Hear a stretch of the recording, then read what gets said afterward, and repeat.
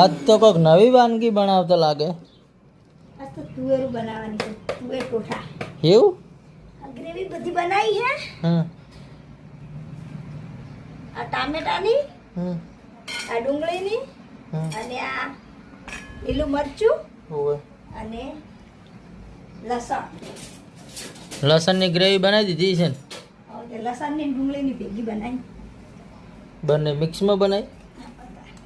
એવું છે પણ બનાવવાના છે તુવેર ટોઠા અને ગવાની રોટલી. તો હજી તો દાણા નાખવાના છે. એવું છે કોણ? સારું તાર બનાવો તાર. આ તો મીડિયમ નાખીએ ચાલે? ચાલે. સીધું રીતું ખાઈ ના કરે.